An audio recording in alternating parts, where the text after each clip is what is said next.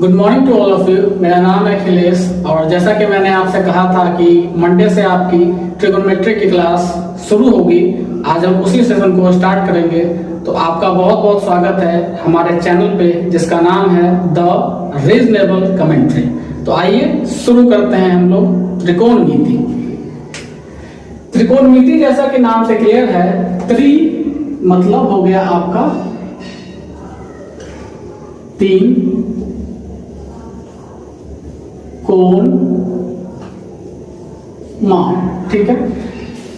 तीन कोण माप, जैसे ही तीन कोणों की बात हो गई तो ये किसी न किसी तरीके का ट्राइंगल ही होगा। अब ट्राइंगल में टोटल तीन चीजें नहीं बल्कि कुल 6 चीजें होती हैं। अगर हम इसका नाम दे देते हैं, ये ए बी सी ट्राइंगल है, तो इसमें जो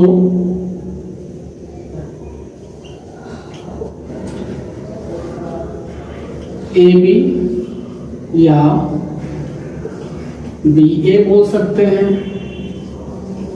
बी सी या सी बी बोल सकते हैं, ए सी या सी ए बोल सकते हैं। ये तीन भुजा हो गए। अगर हम कोण की बात करें तो कोण भी इसमें तीन है। फर्स्ट कोण ए, ये कोण का साइन होता है। कोण जब भी लिखते हैं तो इसी तरीके से लिखते हैं ए, या इसको लिखने का एक और तरीका होता है, ये एंगल का साइन बनाइए बी ए सी। जब ये पूरा कोण का नाम लिखेंगे तो ध्यान रखिएगा जिस कोण की बात कर रहे हैं उसका वर्टेक्स, मतलब क्या कह सकते हैं इसको, कोना, ठीक है, कोना बोल दीजिए। ये जो कोना जो है ये आपको बीच में रखना है और इसके अलावे जो बाकी जो दोनों कोने हैं उनको आपको उनके अगल बगल लिखना है। तो इनको ऐसे भी आप लिख सकते हैं, या कोण सी ए बी, ये पहला हो गया। दूसरा अगर बात करें तो कोण बी या इसे, अब अगर बी लिख रहे हैं तो बीच में ये दोनों को लिखेंगे। तो बी मेरा हो गया बीच में और ए सी, या इसी को हम लिख सकते हैं एंगल। कोण बी के बारे में कह रहे हैं तो कोण बी बीच में, इन दोनों को रिवर्स करके भी लिख सकते हैं ए सी। तीसरा जो कोण जो होता है सी, इसको भी आप उसी तरीके से सी को हम लिखेंगे बीच में। सी के अलावे बाकी जो ये दोनों बचे उनको हम इस तरह से लिख सकते हैं, या एंगल सी बीच में, इसको रिवर्स भी कर सकते हैं बी ए। ये बेसिक है ट्राइंगल का कि आप किसी भी भुजा को किस तरह से लिख सकते हैं, किसी एंगल को आप किस तरीके से लिख सकते हैं। ये आपने पहले भी आपने पढ़ा होगा और ये बेसिक सी जानकारी आपको होगी। तो खैर, लेकिन हमें जब त्रिकोणमिति में जो पढ़ना है तो हमें त्रिकोणमिति में एक स्पेसिफिक ट्राइंगल के बारे में पढ़ना है जिसको हम लोग कहते हैं समकोण त्रिभुज। तो इसका फिलहाल कोई काम नहीं है, ये ध्यान जरूर रखिएगा।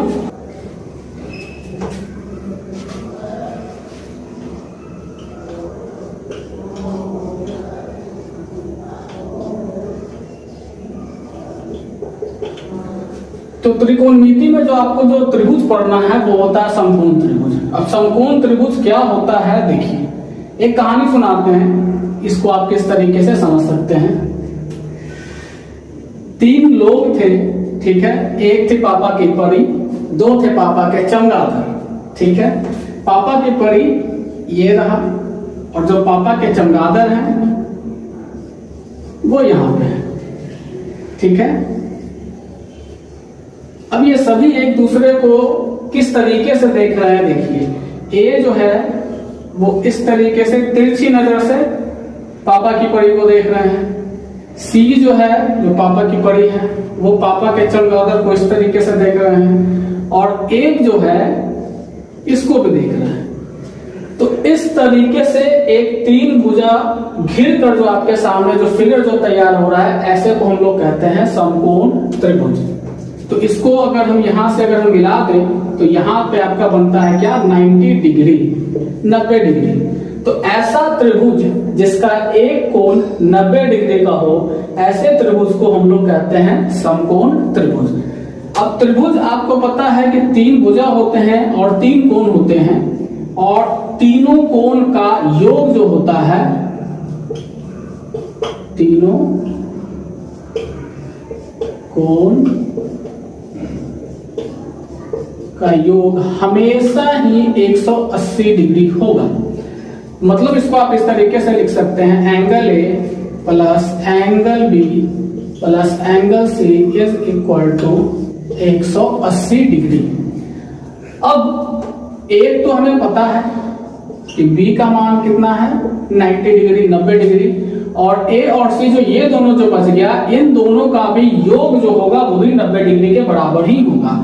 अब ये सपोज मान लीजिए कि अगर आपके पास दिया हुआ 30 डिग्री, तो इसके अनुसार हम कह सकते हैं कि ये होना चाहिए कितना 60 डिग्री, ताकि तीनों कोणों का योग आपका 180 डिग्री हो सके। या फिर सपोज आपके पास ऐसा ट्रायंगल है ए बी सी, ये तो फिक्स है 90 डिग्री। अगर सपोज ये दिया हुआ है 45 डिग्री, तो बच गया जो वो भी 45 डिग्री 45 डिग्री होगा, क्योंकि तीनों एंगल का जो सम जो आपका होता है वो आपका 180 डिग्री 180 डिग्री ही होता है। तो त्रिकोणमिति में जो आपको जो त्रिभुज जो पढ़ना है, हमें समकोण त्रिभुज के बारे में ही पढ़ना है, ठीक है। ये बेसिक सी चीजें हो गई। अब इसमें जो होता है, देखिए समकोण त्रिभुज दोनों ही सेम ही है, दोनों ही आपका ए बी सी ही है। अब इसके सामने कुछ चीजें जो होती हैं वो आपको ध्यान रखना है, कुछ रूल्स रेगुलेशन जो है किस तरीके से। सपोज हम यहाँ पे एक एंगल है, कितना डिग्री है वो तो हमें नहीं पता है, तो हम इसको मान लेते हैं थीटा, ठीक है। इसको कहते हैं थीटा, ईटा नहीं, इसको कहते हैं हम लोग थीटा। यहाँ पे हम लोग थीटा बनाते हैं, और जो दूसरा जो फिगर है सपोज हम यहाँ ना बनाकर यहाँ पे हम लोग बना देते हैं थीटा, ठीक है। अब देखिए इसमें कुछ नाम जो हम लोग जो देते हैं, जो 90 डिग्री के जो ठीक सामने जो आपको जो भुजा दिखाई दे रहा है, इसको कहा जाता है कर्व। तो यहाँ पे भी हम लोग 90 डिग्री के सामने जो है इसको भी हम लोग कहेंगे क्या, कर्व। अब थीटा जहां पे बन रहा है उसको बहुत ध्यान से देखिएगा। थीटा से दो भुजा आपको दिखाई देगा, एक इसके ठीक सामने और एक इसके ठीक साथ जो है। जो थीटा के ठीक सामने आपको दिख रहा है, इसको आप क्या कहेंगे, लंब। और जो थीटा के साथ आपको जो दिख रहा है, इसको कहा जाता है आधार। ठीक उसी तरीके से दूसरे फिगर में भी देखिए, थीटा इस बार हमने यहां लिया है, तो जैसा कि हमने यहां बताया था थीटा के सामने जो लंब है, इसी तरीके से अगर हमने थीटा यहां लिया है, तो इस बार जो लंब जो हम कहेंगे इन्हें कहेंगे। और जो थीटा के साथ जो भुजा है, इसको हम लोग क्या कह देंगे, आधार। ये बहुत ही इंपॉर्टेंट एक चीज है। हमें अक्सर ये बताया जाता है कि आपको यहाँ थीटा लेना है और यहाँ थीटा लेना है, तो इसको लंब मान लेना है और इसको आधार मान लेना है। कई बार आपके एग्जाम में क्वेश्चन थीटा यहाँ ना देकर यहाँ देता है, और बच्चे हमेशा ये चीज रटे हुए रहते हैं कि जो ये खड़ा लाइन हमें दिख रहा है इसको हमें लंब मानना है, जो लेटा हुआ लाइन है हमें इसको आधार मानना है। लेकिन ये डिपेंड करता है कि कौन लंब होगा कौन आधार होगा, ये डिपेंड करता है कि आप किस एंगल को लेकर आप बात कर रहे हैं। अगर आप इस थीटा को लेकर, अगर आप इस कोण को लेकर बात कर रहे हैं, तब ये लंब हो जाएगा और ये आधार हो जाएगा। लेकिन जैसे ही ये थीटा ऊपर चला जाता है, तो ये दोनों भी चेंज हो जाते हैं, एक दूसरे से एक्सचेंज कर लेते हैं। मतलब जो लंब था वो आधार बन गया और जो आधार था वो लंब बन गया। ये बहुत ही इंपॉर्टेंट चीज है, इसको जरूर ध्यान में रखिएगा। चलिए अब यहां पर से अगर हम देखें तो कर्म का क्या नाम है, AC। और लंब का अगर हम देखें तो यहां पे नाम है AB। और आधार का हम यहां पे नाम देखें तो हो जाएगा BC। लेकिन यहां पे कर्ण तो अपनी जगह बिल्कुल सेम ही है AC, लेकिन लंब चेंज हो चुका है BC, और आधार जो बन चुका है AB। अब इससे जो है, जैसा कि हमने कहा कि त्रिकोणमिति में भुजा और कोण का रिलेशन पढ़ते हैं, संबंध पढ़ते हैं। अब हम इसी चीज को लेकर संबंध पढ़ेंगे।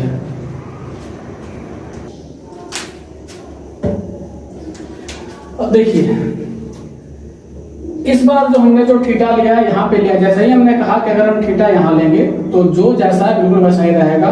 90 डिग्री है तो 90 डिग्री के ठीक सामने हमें पता है कर्ण होगा, थीटा के ठीक सामने लंब होगा, और जो थीटा के साथ जो भुजा है उसको हम लोग कहेंगे आधार कहेंगे।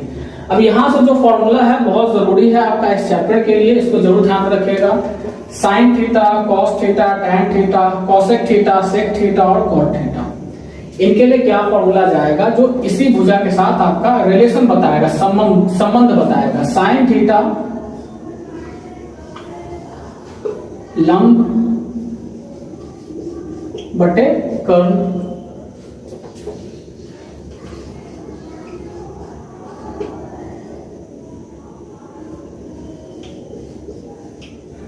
कॉस थीटा आधार बटे कर्ण,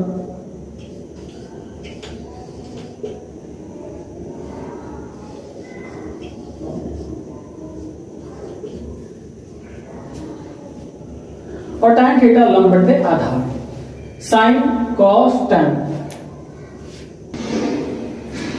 तो देखिए sine theta, cos theta, tan theta, cosec theta, sec theta और कॉट थीटा। थीटा जो कि हम लोग क्या कहते हैं कोण। तो बेसिकली ये जो है मेरा भुजा का एक रिलेशन दिया जाता है कि कोण और भुजा का क्या रिलेशन है, ये फॉर्मूला बस यही बताता है। ठीक है, हमने थीटा लिया यहाँ, ध्यान रखिएगा थीटा अगर यहाँ लेंगे तो ये दोनों एक्सचेंज हो जाएगा।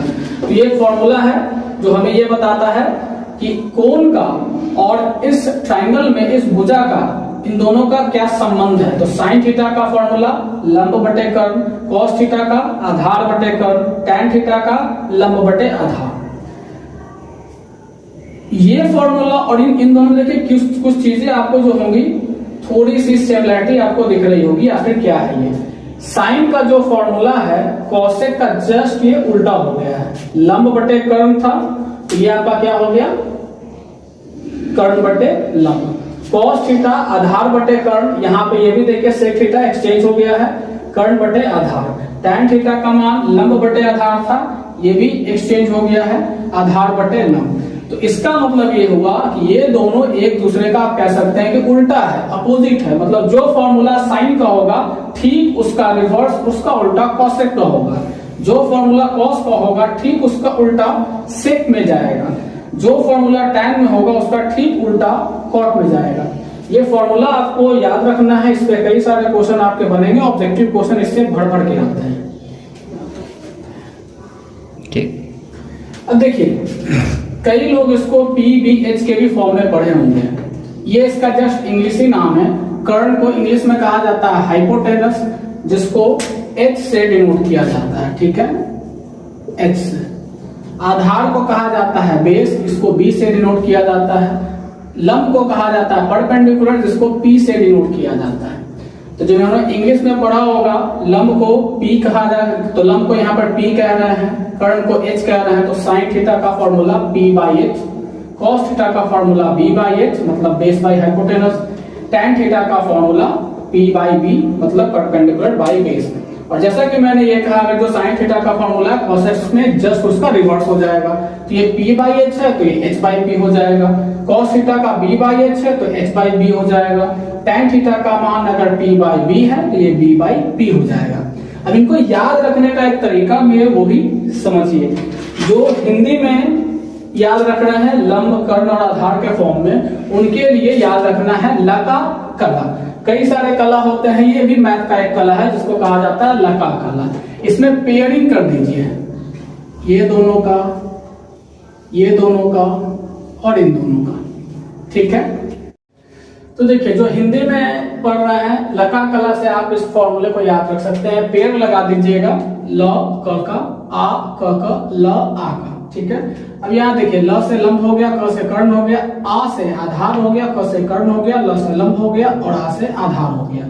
तो पेड़ लगा दीजिएगा। तो ये जो पहला जो दोनों है वो आपका साइन थीटा का फॉर्मूला हो गया, ये जो बीच वाला है वो आपका कॉस थीटा का फॉर्मूला हो जाएगा, और लास्ट में जो दोनों है वो आपका टैन थीटा का फॉर्मूला होगा।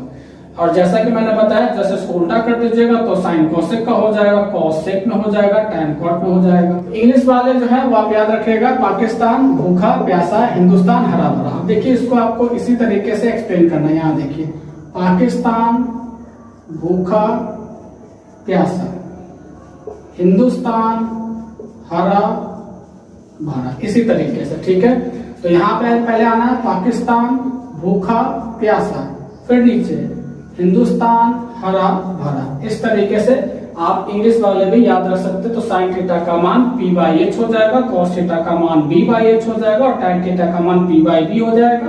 और जस्ट इसका रिवर्स में जाइएगा तो साइन का मान कॉसेक में ये आपका जस्ट रिवर्स हो जाएगा h/p, कॉसेक का सेक में रिवर्स हो जाएगा h/b और टैन का कॉट में रिवर्स हो जाएगा b/p। नेक्स्ट जो हमें इसमें पढ़ना है पाइथागोरस प्रमेय।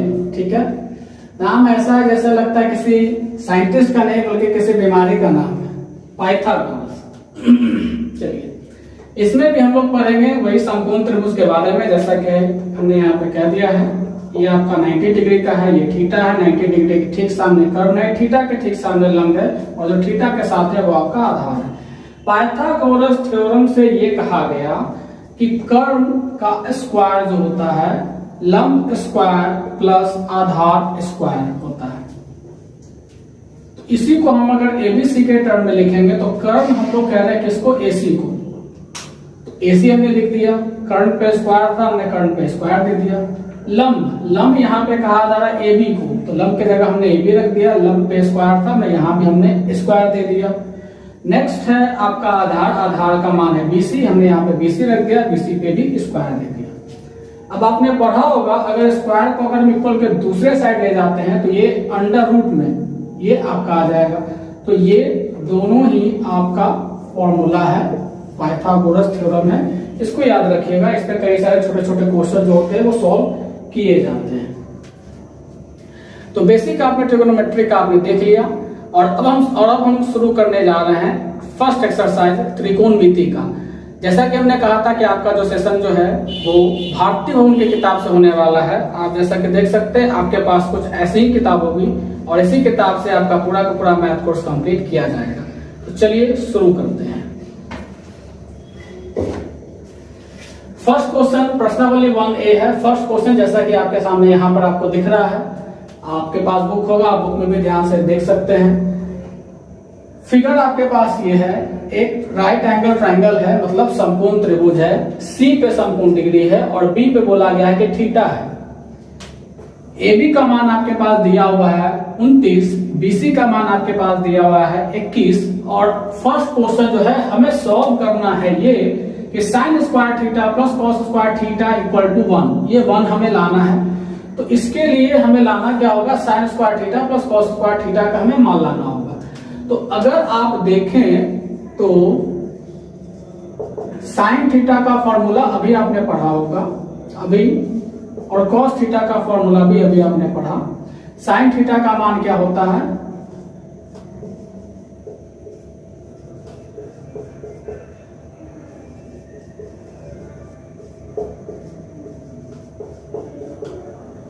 साइन थीटा का फॉर्मूला होता है लंब बटे कर्ण, कॉस थीटा का फॉर्मूला होता है आधार बटे कर्ण।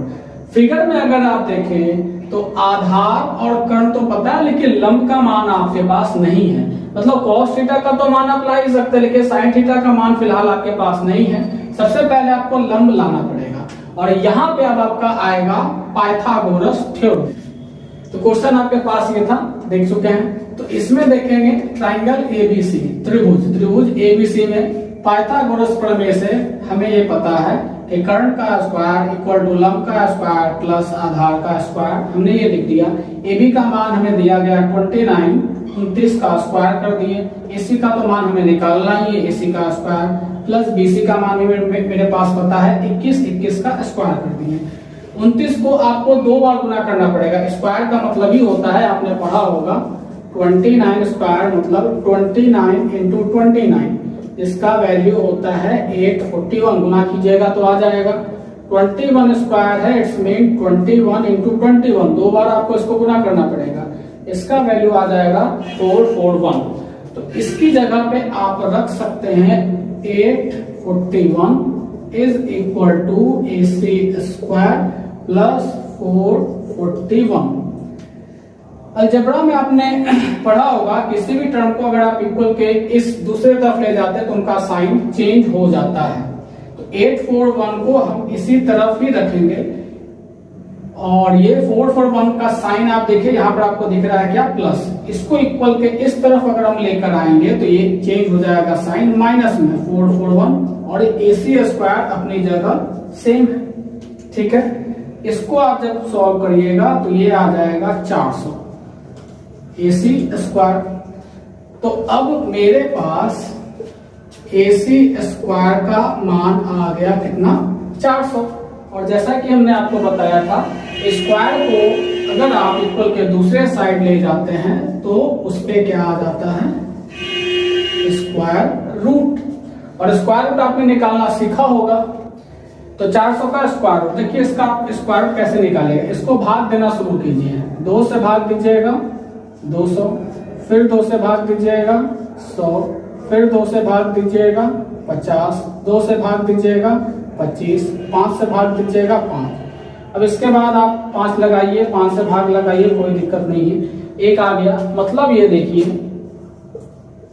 AC स्क्वायर 400 का आप क्या लिख सकते हैं, 2 गुने 2 गुने 2 गुने 2 गुने 5 गुने 5, ये अंडर रूट में ये लिख सकते हैं। और इसका स्क्वायर रूट निकालने के लिए हम क्या करते हैं, ये तो 2 नहीं होगा, दूसरी तरफ हमने दे दिया है।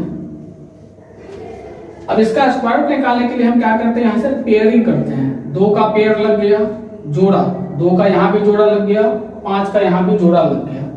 तो जो जोड़ा लग गया वो इस स्क्वायर रूट से बाहर आ जाएगा। इसके लिए सिर्फ एक ही 2 लिखेंगे, इसके लिए भी सिर्फ एक ही 2 लिखेंगे, इसके लिए सिर्फ एक 5 लिखेंगे। मतलब AC का मान आपका कितना आ गया, 20। मतलब मेरे पास लंब का मान आ चुका है कितना, 20। देखिए एक चीज और आप लोग ध्यान रखिएगा, जब भी कोई अलजेब्रिक एक्सप्रेशन में आपका टर्म अगर लिखा हुआ रहता है तो यहाँ पे या जरूर दीजिए, ठीक है, हर एक लाइन के साथ। अगर आप ये नहीं दीजिएगा तो आपका स्टेप में आपका कुछ मार्क्स आपका काटा जा सकता है, ठीक है। तो ये देना काफी जरूरी है। तो देखिए जैसा कि मेरे पास त्रिभुज में तीनों भुजा का मेरे पास वैल्यू पता हो चुका है, कर्ण, लंब और आधार। अब इसी चीज को हम लोग यहाँ पे रखेंगे। तो साइन थीटा का मान लंब बटे कर्ण, लंब है AC, कर्ण है AB, और साइन पे स्क्वायर है, मतलब कि इस पे भी हमें स्क्वायर देना है, प्लस कॉस थीटा। आधार बटे कर्ण, आधार BC, कर्ण AB, और इस पे स्क्वायर है, इसका भी हमें स्क्वायर देना है। हमें इसका वैल्यू लाना है कितना, 1। अब देखिए AC का मान तो हमने ले आया है 20 बटे AB का मान 29, इसका स्क्वायर प्लस BC 21 बटे AB 29, इसका स्क्वायर 20 का मान। अब इस पे अगर स्क्वायर करिएगा तो 20 का मान 20 गुने 20 400, और 29 का मान 29 गुने 29 841 हो जाएगा, ठीक है। प्लस 21 का भी 2 बार गुना करिएगा, 21 गुने 21 441, और 29 को भी 2 बार गुना करिएगा, 29 गुने 29 841। अब यहाँ पर से जो हो गया आपका वो भिन्न का जोड़ ही हो गया है। यहाँ पर से हम इसका एलसीएम ले लेंगे तो 841 हो जाएगा। इसको सॉल्व करेंगे, भाग दे देंगे 1 और 1 से गुना करेंगे 400 में, तो यहाँ आ जाएगा 400। फिर इसको इससे भाग देंगे, आ जाएगा 1 से गुना कर देंगे 441, 841 बटे 841। एक बार में रिजल्ट आपका आ गया 1। प्रूव्ड ले आए, यही हमें लाना था, इक्वल दे दीजिएगा सारे में। तो ये पहला क्वेश्चन था। पहला क्वेश्चन हम इस तरीके से हम सॉल्व करेंगे। नेक्स्ट क्वेश्चन हम लोग देखेंगे। तो ये क्वेश्चन नंबर आपका 2 है। cos square theta minus sine square theta equal to 41 बटे 841 आपको लाना है। तो फिर से cos स्क्वायर थीटा मतलब cos थीटा का मान हम फॉर्मूला देखेंगे। cos थीटा का मेरे पास फॉर्मूला था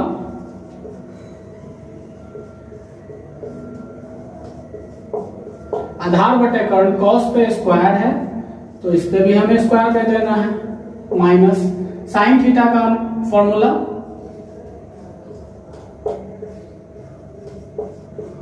लंब बटे कर्ण, साइन पे स्क्वायर है तो इस पे भी स्क्वायर हो जाएगा, और बराबर तो भी नहीं, हमें तो ये लाना ही है। चलिए,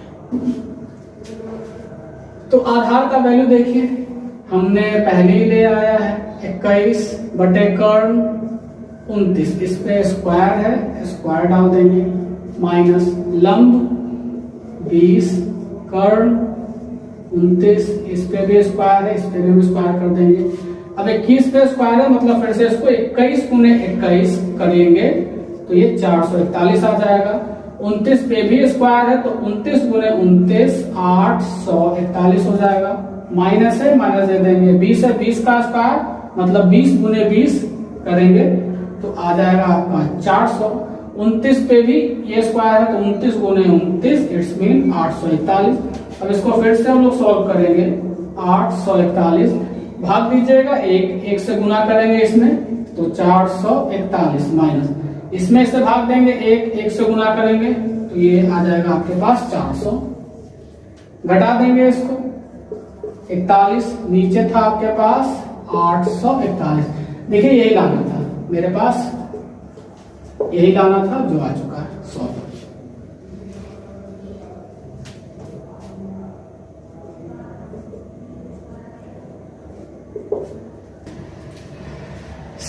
चलिए दूसरा क्वेश्चन आपके पास है, tan a का मान 1 ये दिया हुआ है और 2 sin a cos a का मान 1 आपको लाना है, प्रूव करना है। अब यहां से देखिए जो हमने अभी आपको थोड़े समय पहले बताया था, इस बार जो बोला जा रहा है क्वेश्चन में एंगल जो है, कोण जो है वो a है। a देखिए आपके पास यहाँ पर है, मतलब कि थीटा जो है वो यहाँ बन रहा है। अब मैंने आपको बताया था कि जो 90 के ठीक सामने होता है वो कर्ण होता है, तो थीटा के ठीक सामने होता है उसको हम लोग कहते हैं लंब, और जो थीटा के जो साथ में होता है उसको कहा जाता है आधार। देख लीजिए चेंज हो गया है, जब हम थीटा यहाँ लेते थे तब ये लंब होता था और ये आधार होता था, लेकिन जैसे ही ऊपर जाते हैं तब ये दोनों भी एक्सचेंज हो जाता है। अब ये आधार है और ये लंब है, ये बहुत जरूरी बात है, इसको ध्यान में रखिएगा। अब tan a का फॉर्मूला अभी जो हमने देखा था, ये मेरे पास दिया हुआ है। tan a का मान आप लिख सकते हैं क्या, लंब बटे आधार, और यहाँ पे तो 1 है ही। अब लंब का मान देखिए आपके पास क्या है, BC है, तो लंब की जगह पे हम रख सकते हैं BC, आधार के जगह पे हम रख सकते हैं क्या, AB, इसका मान 1 है। अच्छा 1 के नीचे भी अगर 1 दे देंगे तो कोई दिक्कत तो है नहीं, उससे कुछ वैल्यू को कुछ फर्क पड़ना है नहीं। मतलब देखिए AB का भी मान 1 है और BC का भी मान 1 है, तो AB ये 1 है, BC ये 1 है, और हमें ये चीजें लाना है। अगर ये चीजें लाना है तो आपको कर्ण का तो मान पता होना चाहिए। हमने तो आधार और लंब का मान हमने यहाँ से ले आया है, और इसको सॉल्व करने के लिए हमें कहीं ना कहीं कर्ण की जरूरत पड़ेगी। तो एक बार फिर से हम लोग पाइथागोरस थ्योरम से कर्ण का मान पहले हम लोग निकाल देंगे। तो त्रिभुज ABC में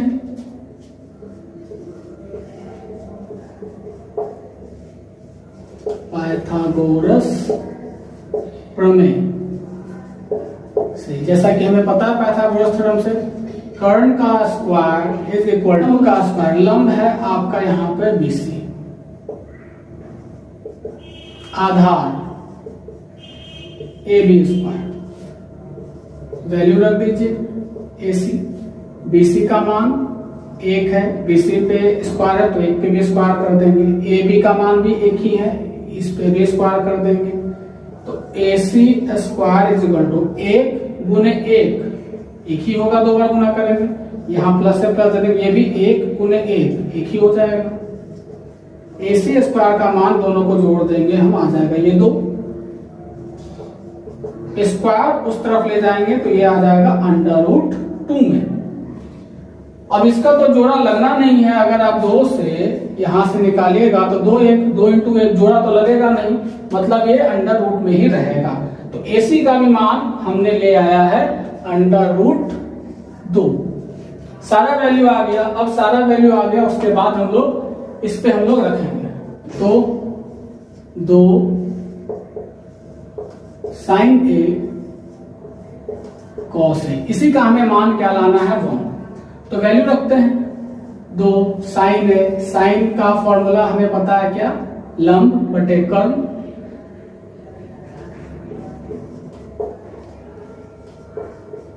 लंब बटे कर्ण, इन दोनों में कुछ नहीं, मतलब गुना का रिलेशन है, पता होगा ही। कॉस आधार बटे कर्ण। अब यहां से केवल हमें वैल्यू केवल रख देना है, 2 है 2 रखिए, देंगे कुछ नहीं है, मतलब कि गुना है। लंब का मान देखिए 1 रख दीजिए, कर्ण का मान देखिए √2 रख देंगे, गुना। आधार का मान 1 ही है, 1 रख देंगे, कर्ण का मान √2। अब इसको देखिए सॉल्व करने के लिए ध्यान दीजिएगा, इसको कैसे सॉल्व करेंगे। इसके नीचे भी आप एक ले ही लीजिए, कोई दिक्कत नहीं होगा इससे।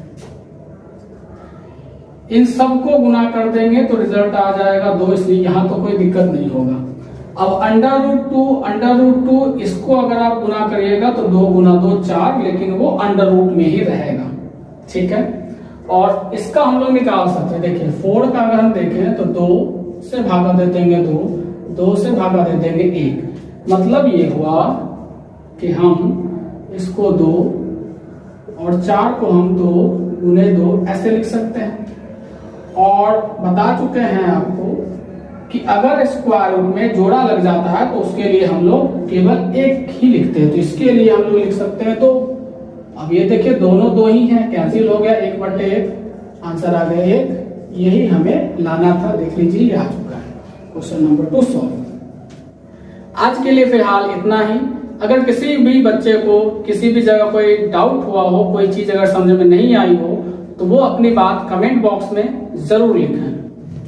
आपकी वो डाउट्स सैटरडे को डाउट क्लास में सॉल्व कर दी जाएंगी। आप इस चैप्टर से जुड़े हुए एक्सरसाइज को, जो एग्जाम्पल्स जो दिए गए हैं, उसको आप जरूर बनाएं और आगे का जो क्वेश्चन है आप वो भी ट्राई कर सकते हैं। हमारे इस चैनल जिसका नाम है द रीजनेबल कमेंट्री, इस चैनल से बच्चे काफी तेजी के साथ जुड़ रहे हैं, लेकिन अभी आपको और तेजी दिखाने की जरूरत है ताकि और ज्यादा से ज्यादा बच्चे जुड़ सकें।